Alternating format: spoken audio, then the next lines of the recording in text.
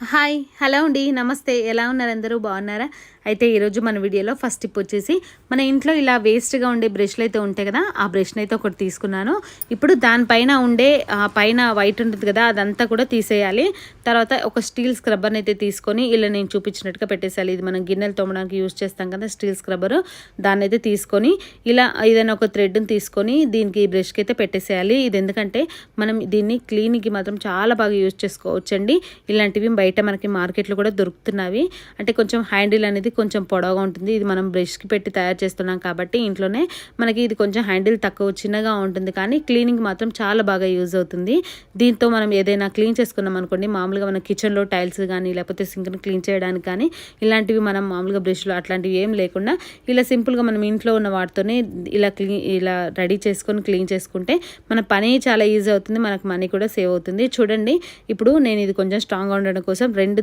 థ్రెడ్ని అయితే ఇలా కట్టేస్తున్నాను కొంచెం గట్టిగా కట్టేసుకోవాలి దీంతో మన పని అయితే చాలా ఈజీ అవుతుందండి చూడండి ఇక్కడ నేను చూపిస్తాను దీన్ని ఎలా యూజ్ చేయాలనేది ఓకే ఇప్పుడు చివరిగా అయితే ఇలా ఉంటుంది ఇది ఎందుకంటే నేనైతే ఇలాంటిది ఒకటి కిచెన్లో తయారు చేసి పెట్టుకున్నాను ఇది మనం కిచెన్లో సింక్ని క్లీన్ చేసేటప్పుడు కానీ లేకపోతే కిచెన్లో టైల్స్ ఎక్కువగా ఉంటాయి కదా కొంచెం జిడ్డు పట్టేస్తూ ఉంటాయి మనం వంట చేసినప్పుడు ఆయిల్ అది పడి కొంచెం ఎక్కువగా మరకలు అవి వస్తూ ఉంటాయి అలాంటప్పుడు మనం చిన్న స్క్రబ్బర్ని పట్టేసుకొని అలా రుద్దుతూ క్లీన్ చేస్తుంటే చాలా ఎక్కువ టైం అవుతుంది తర్వాత చాలా శ్రమ అనిపిస్తుంది చాలా ఎక్కువసేపు మనం క్లీన్ చేసినట్టుగా అనిపిస్తుంది కదా అలా కాకుండా మనకి చాలా తొందరగా పని అయిపోతుంది అనమాట దీంతో క్లీన్ చేస్తుంటే చాలా ఈజీగా పని అయిపోతుంది చాలా ఈజీగా క్లీన్ చేసేసుకోవచ్చు ఇంకోటి తయారు చేసుకొని మనం దీన్ని కిచెన్లో బాత్రూంలో కనుక పెట్టుకున్నాం అనుకోండి బాత్రూంలో టైల్స్ కూడా ఈజీగా క్లీన్ చేసుకోవచ్చు అనమాట ఇలాంటిది ఇంకొకటి తయారు చేసుకొని ఓకే నచ్చితే ట్రై చేయండి తర్వాత ఇంకొక టిప్ చెప్తున్నాను మనకి ఇంట్లో ఇలాంటి స్మార్ట్ వాచ్ ఫోన్స్ అయితే అందరి ఇంట్లో ఉంటున్నాయి కదా ఓకే ఇప్పుడు దీనికి ఛార్జింగ్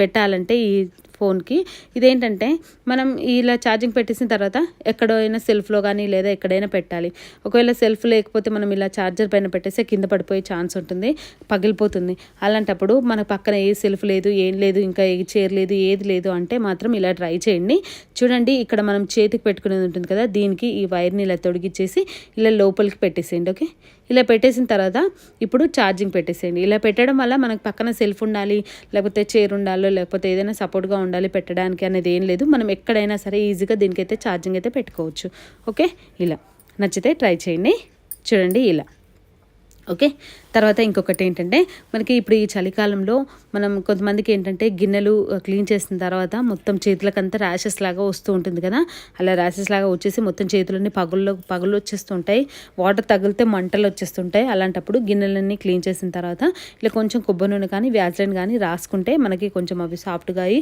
మనకి మంటలు అవి రాకుండా ఉంటాయండి నచ్చితే ట్రై చేయండి తర్వాత ఇంకొక టిప్ చెప్తున్నాను ఓకే మనం ఇంట్లో ఇలాంటి శారీస్ అయితే కొత్తవి తీసుకొచ్చుకుంటూ ఉంటాం కదా వాటిపైన ఉన్న ఈ స్టిక్కర్ ఉంటుంది ఈ స్టిక్కర్ మనం వేస్ట్ అని చెప్పేసి పడేస్తూ ఉంటాం కానీ అలా పడేయకండి దీన్ని కూడా యూజ్ చేయొచ్చు అది ఎలాగంటే కొందరి ఇళ్ళల్లో ఏంటంటే స్విచ్ బోర్డులు కింద ఉంటాయన్నమాట ఆ కింద ఉన్న స్విచ్ బోర్డులు ఏంటంటే మనం యూజ్ చేయము ఇంకా అవి యూజ్ చేయకుండా అలాగే ఉంచేసామనుకోండి చిన్నపిల్లలు ఉన్న ఇంట్లో అయితే ఇదైతే ఖచ్చితంగా మీరు ట్రై చేసి చూడండి ఆ స్విచ్ బోర్డు హోల్స్లోకి పిల్లలు అయితే అలా తెలియకుండా వేళ్ళవి పెట్టేస్తూ ఉంటారు కదా షాక్ అది వస్తుంది అలాంటప్పుడు ఈ స్విచ్ బోర్డుకి మనం దాన్ని యూజ్ చేయమనుకుంటే ఈ స్టిక్కర్ని అక్కడ పెట్టేసామనుకోండి మనకి సేఫ్గా ఉంటుంది పిల్లలున్న ఏం ప్రాబ్లం ఉండదు నచ్చితే ట్రై చేయండి తర్వాత ఇంకొక టిప్ చెప్తున్నాను ఇలాంటి సూదిని తీసుకున్నాను చూడండి ఈ సూదిలోకి దారాన్ని చాలా ఈజీగా ఎలా ఎక్కించాలి మీరు చాలా పద్ధతులు చూసే ఉంటారు సూదిలోకి దారాన్ని ఈజీగా ఎక్కించే పద్ధతులు కానీ ఇప్పుడు నేను చెప్పే ఈ టిప్ని అయితే మీరు ఒకసారి ట్రై చేసి చూడండి చాలా ఈజీగా ఎక్కించుకోవచ్చు అనమాట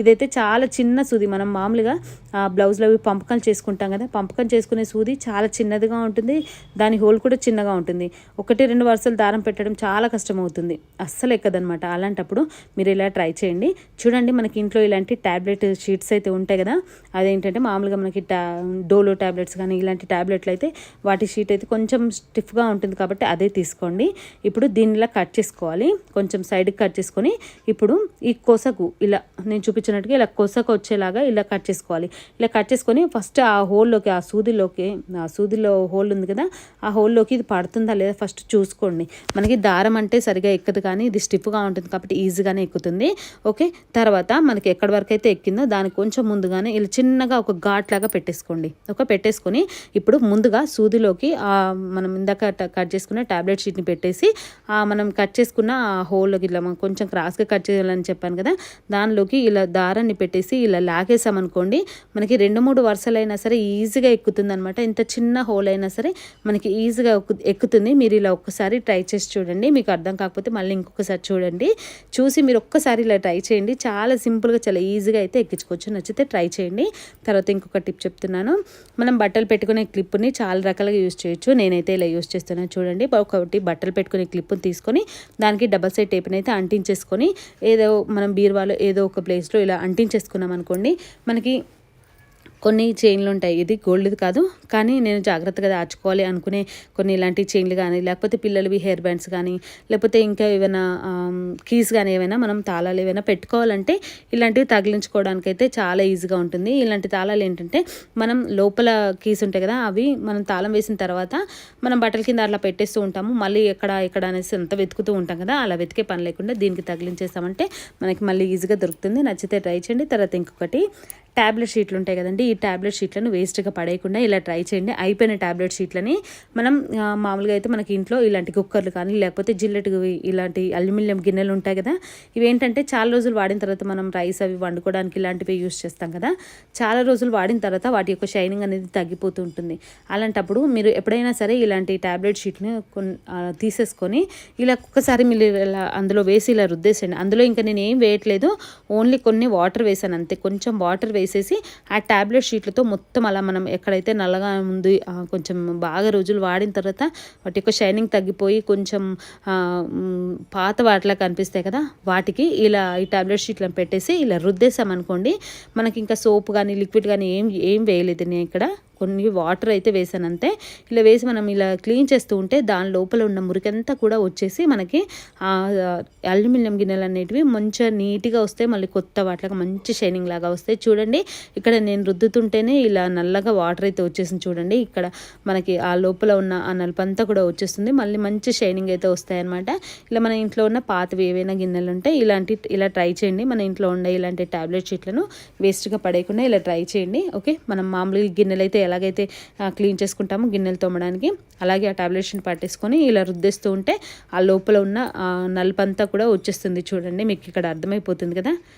ఓకే, ఇలా వచ్చేస్తుంది. మనకి కొత్త వాటిలాగా గిన్నెలు అయితే కనిపిస్తాయి. నచ్చితే ట్రై చేయండి. ఒక చిన్న రిక్వెస్ట్ అండి, మీలో ఎవరైనా మన ఛానల్ని ఫస్ట్ టైం చూస్తే ప్లీజ్ అంటే ఒక లైక్ చేసి ఛానల్ని సబ్స్క్రైబ్ చేసుకోండి. చూడండి ఇక్కడ నేను కడిగి చూపిస్తాను. ఓకే, ఇలా అన్నమాట. నచ్చితే ట్రై చేయండి ఇలాంటి ట్యాబ్లెట్ షీట్లను వేస్ట్గా పడేయకుండా. తర్వాత ఇంకొక టిప్ చెప్తాను. ఓకే, మనం ఇంట్లో నెయ్యిని తయారు చేసుకున్న నెయ్యి అయినా సరే, లేకపోతే మామూలుగా మనం బయట నుంచి తెచ్చుకున్న నెయ్యి అయినా సరే, ఎక్కువ రోజులు ఉంటే అది కొంచెం స్మెల్ వస్తూ ఉంటుంది కదా, అలా ఎక్కువ రోజులున్న స్మెల్ రాకుండా మనకి ఫ్రెష్గా ఉండాలంటే ఈ టిప్ అయితే ట్రై చేయండి. చూడండి ఓకే, ఇలా మనం ఇంట్లోదైనా సరే బయటదైనా సరే నెయ్యి అయినా సరే, చూడండి దీనిలోకి కొన్ని మెంతులు వేసుకోండి. ఓకే, ఈ నెయ్యిలో కొన్ని అలా మెంతులు వేసేసుకొని తర్వాత మూత పెట్టేసామనుకోండి, అది ఎక్కువ రోజులు ఉన్నా కూడా మనకి ఫ్రెష్గా ఉంటుంది, ఎలాంటి స్మెల్ అట్లా రాకుండా ఉంటుంది. నచ్చితే ట్రై చేయండి. ఓకే, తర్వాత ఇంకొక టిప్ చెప్తాను. మనం ఇలాంటి డ్రై ఫ్రూట్స్ అయితే తెచ్చుకుంటూ ఉంటాం కదా, అవి ఏంటంటే ఎక్కువ రోజులు అయిన తర్వాత డ్రై ఫ్రూట్స్ అనేవి మనం ఫ్రిడ్జ్లో పెట్టినా బయట పెట్టినా కొంచెం మెత్తబడిపోతాయి అన్నమాట. ఇప్పుడు ఈ చలికాలం అయితే మెత్తబడిపోతాయి, ఆ కాజు కానీ బాదం కానీ మెత్తబడిపోతూ ఉంటాయి. అలా మెత్తబడిపోకుండా ఫ్రెష్గా ఉండాలి ఎక్కువ రోజులు అంటే మాత్రం ఇలా ట్రై చేయండి. కొన్ని బియ్యపు గింజలు అందులో వేసేసి పెట్టేసామనుకోండి, మనకి అవి ఫ్రెష్గా ఉంటాయి అనమాట ఎక్కువ రోజులు కూడా. నచ్చితే ట్రై చేయండి. తర్వాత ఇంకొకటి, మనం ఎక్కడికైనా ఫంక్షన్కి వెళ్ళినప్పుడు ఇలాంటి కమ్మలు అయితే పెట్టుకుంటూ ఉంటాం కదా, కొంతమందికి ఏంటంటే ఈ కమ్మలు పెట్టుకుంటే కొంచెం ఇన్ఫెక్షన్ లాగా వస్తుంది, అంత కొద్దిగా చెవు దగ్గర అంత కొంచెం పుండులాగా అట్లా తయారవుతుంది, కొంచెం ఇన్ఫెక్షన్ లాగా ఉంటుంది కదా, అలా రాకుండా ఉండాలంటే ఇలా ట్రై చేయండి. కొంచెం విక్స్ని తీసుకొని మనం ఇక్కడ మనం పెట్టుకునే ఈ కొండి దగ్గర కొంచెం ఇలా విక్స్ని పెట్టేసేయండి. ఫస్ట్ కొంచెం విక్స్ పెట్టేసి ఆ తర్వాత మీరు చెవులోకి పెట్టేసుకున్నాం అనుకోండి, ఆ చెవు హోల్కి మనకి ఎలాంటి ప్రాబ్లం లేకుండా అంత కొంచెం ఎలర్జీ లాగా రాకుండా నీట్గా ఉంటుందన్నమాట. మనకి ఆ పుండు అట్లా ఏం కాకుండా ఉంటుంది. ఎవరికైనా ఇలా పడకుంటే ఇలాంటి కమ్మలు పెట్టుకుంటే సరిగా పడవు, పుండులాగా వచ్చేస్తాయి, దురద పెట్టేస్తుందంటే ఇలా ట్రై చేయండి నచ్చితే. తర్వాత ఇంకొక టిప్ చెప్తాను. ఓకే, మనం కొన్ని శారీస్ ఏంటంటే వర్క్ శారీస్, చాలా హెవీ వర్క్ ఉన్న శారీస్ని మడత పెట్టడం అయితే చాలా కష్టం అండి. అవి ఏంటంటే మనం మడత పెడుతూ ఉంటే ఒకలాగా రావు. మనం మామూలుగా కాటన్ శారీస్ కానీ లేకపోతే సిల్క్ శారీస్ కానీ ఏదైనా మడత పెడితే అవి నీట్గా వస్తాయి మడత. కానీ మీరు గమనించి చూడండి, మనకి ఇలాంటి కొంచెం హెవీగా వర్క్ ఉన్న శారీ, ఇంకా ఇది కొంచెం తక్కువ వర్క్ ఉంది, హెవీగా వర్క్ ఉన్న శారీస్ని మడత పెట్టాలంటే చాలా కష్టం. మనం మడత పెడుతుంటూనే ఆ లోపల ఉన్న క్లాత్ జారిపోయి కింద పడిపోతుంది, అంటే బరువుకి అది కింద పడిపోతుంది అనమాట. సరిగా మడతర్ అనేది రాదు. అలాంటప్పుడు మీరు ఇలా ట్రై చేయండి. చూడండి, మనం ఇంట్లో ఇలా బట్టలు పెట్టుకునే క్లిప్ ఉంటుంది కదా, ఇలా బట్టలు పెట్టుకునే క్లిప్కి ఇలా నేను చూపించినట్టుగా మనం ఎక్కడైతే మనం ఇలా చేతి పెట్టేసి మనం మడత పెట్టుకుంటాం కదా, ఆ చేతి పెట్టి మడత పెట్టుకునే దగ్గర ఇలా ఫస్ట్ క్లిప్పులు పెట్టేసేయండి. ఇలా క్లిప్పులు పెట్టేసామనుకోండి, క్లాత్ అనేది అటు ఇటు జరగకుండా మనకి ఒకే దగ్గర ఉంటుంది కాబట్టి మనం మడత పెట్టడానికి చాలా ఈజీగా ఉంటుంది. ఈ శారీస్ ఏంటంటే కొంచెం ఎక్కువగా వెయిట్ ఎక్కువ ఉంటాయి, బరువు ఎక్కువగా ఉంటాయి కదా, మనం వర్క్ శారీస్ అంటే అలాంటివి కొంచెం చేతిలోంచి జారిపోయి మడత అనేది సరిగా రాదు. సో ఇంకా అలాంటప్పుడు మీరు ఎలా ట్రై చేయండి. మనం మామూలుగా ఎలా మడత పెట్టుకుంటామో అలా మడత పెట్టుకుంటూనే చివర్లో కొంచెం జారిపోకుండా ముందుగా ఇలా క్లిప్పులు పెట్టేసామనుకోండి, ఆ క్లాత్ లోపల క్లాత్ అంతా కూడా మనకి ఏంటంటే జారిపోదన్నమాట, బరువుకి జారిపోకుండా స్టిఫ్గా అక్కడే ఉండిపోతుంది. కాబట్టి చూడండి, ఇక్కడ మీకు అర్థమైపోతుందా, ఇలా ఇలా పెట్టేసేయాలి. చూడండి, ఇక్కడ నేను చూపిస్తున్నాను. ఓకే, ఇలా మడత పెట్టేసుకోవాలి. ఇలా మడత పెట్టుకుంటే మనకి ఎంత హెవీ వర్క్ ఉన్న శారీస్ అయినా నీట్గా మడత పెట్టుకోవచ్చు అనమాట. ఓకే, నచ్చితే ట్రై చేయండి. ఓకే, తర్వాత ఇంకొక టిప్ చెప్తాను. ఒక చిన్న రిక్వెస్ట్ అండి, మీలో ఎవరైనా మన ఛానల్ ఫస్ట్ టైం చూస్తే ప్లీజ్ ఒక లైక్ చేసి ఛానల్ని సబ్స్క్రైబ్ చేసుకోండి. ఇలాంటి మెత్తలు ఏంటంటే మనకి మామూలుగా పిల్లో కవర్స్ని మనం తీసేసుకొని ఉతికేసుకుంటాం, కానీ వీటిని అయితే క్లీన్ చేయలేం కదా.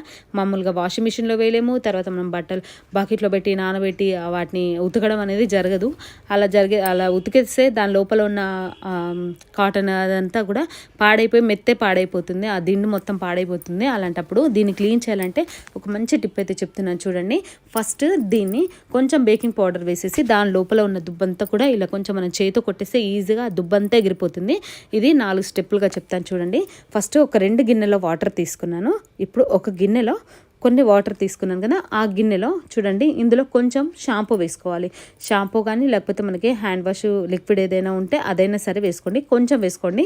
అంటే మనకి ఇంట్లో ఉన్న మెత్తలన్నీ ఒకేసారి మనం క్లీన్ చేసుకోవాలనుకుంటే మనకి ఎక్కువ మొత్తంలో అయితే తీసుకోండి. తర్వాత ఇంకో గిన్నెలో వాటర్ ఉంది కదా, ఆ ఇంకో గిన్నెలో వాటర్లో కొంచెం కంఫర్ట్ వేసుకుంటున్నాను చూడండి, ఇలా. ఓకే, కొంచెం కంఫర్ట్ వేసేసుకొని ఆ రెండింటిని కూడా బాగా కలిసేలాగా కలిపేసుకోండి. వాటర్లో ఆ కంఫర్ట్ కూడా కలిసేలాగా కలిపేసుకోవాలి. ఓకే, ఇలా ఉండాలన్నమాట.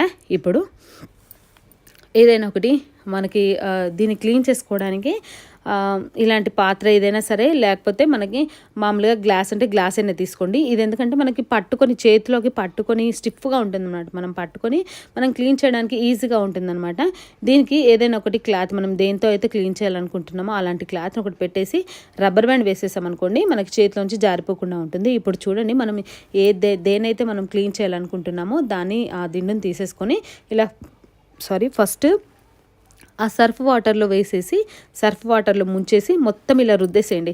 మనం ఆ దిండుని కూడా అటు ఇటు ఎటు పడితే అటు మనం ఇలా అంటూ ఉంటే కూడా మనం ఉతకడానికి మామూలుగా మనం బట్టలు ఉతుకున్నట్టుగా ఉతికితే దాని లోపల ఉన్న కాటన్ అదంతా స్పాంజ్ కూడా మొత్తం అటు ఇటు వెళ్ళిపోయి మనం పెట్టుకుంటే మనకు మెడలకి కొంచెం నొప్పిలాగా వస్తుంది. అలా జరగకుండా మనకి ఇలా సింపుల్గా మనం ఇలా చేసుకున్నాం అనుకోండి, మురికిపోతుంది. తర్వాత మనకి ఆ దిండులోంచి మంచిగా మురికిపోతుంది, మనకేం ప్రాబ్లం అనేది ఉండదన్నమాట. చూడండి, ఇప్పుడు దీన్ని నేను చూపించినట్టుగా ఇలా ఫస్ట్ కొంచెం సర్ఫ్ వాటర్లో ముంచుకుంటూ ఇలా మనం మామూలుగా బట్టలు ఉతికే బ్రష్ ఎలాగైతే మనం ఇలా రుద్దేస్తూ ఉంటాం, బట్టలు ఉతికే బ్రష్తో ఎలా రుద్దుతామో అలా రుద్దేసేయాలన్నమాట. చూడండి, అలా రుద్దుతూ ఉంటే ఇక్కడ మీకు అర్థమైపోతుందా, ఇక్కడ చూడండి, ఇక్కడ నేను పెట్టిన దగ్గర రౌండ్గా ఇక్కడ మొత్తం అందులో ఉన్న మురికి అంతా వచ్చేస్తుంది. ఓకే, తర్వాత ఇంకో వేరే క్లాత్ తీసుకొని కొంచెం కంఫర్ట్ వాటర్లో వేసి ఇలా మళ్ళీ ఆ కంఫర్ట్ వాటర్తో మళ్ళీ ఇంకోసారి ఇదంతా రుద్దేసుకోండి. ఓకే, ఇలా అంతా రుద్దేసామనుకోండి, కొంచెం సేపట్లో మనకి మురికి అంతా కూడా ఈజీగా పోతుందన్నమాట. చూడండి, ఇక్కడ మీకు కనిపిస్తుంది మరకలైతే. ఓకే, ఇలా అనమాట. కొంచెం సేపు రుద్దేసామనుకోండి, దానిలో ఉన్న మురికి అంతా కూడా మనకి ఈజీగా పోతుంది. ఓకే, ఎంత జిడ్డు పట్టి ఉన్న దిండు అయినా సరే మనం ఇలా చాలా ఈజీగా మురికైతే తీసేసుకోవచ్చు. ఇప్పుడు దీన్ని కుక్కర్లో ఎలా మనం యూస్ చేయాలో చెప్తాను చూడండి. ఇప్పుడు నేను స్టవ్ దగ్గరికి వచ్చి ఒక కుక్కర్ అయితే పెట్టుకున్నాను. ఓకే, ఇప్పుడు దీన్ని వెలిగించుకుంటాను. ఓకే, ఇప్పుడు ఈ కుక్కర్తో మూతతో మనకు పని లేదు.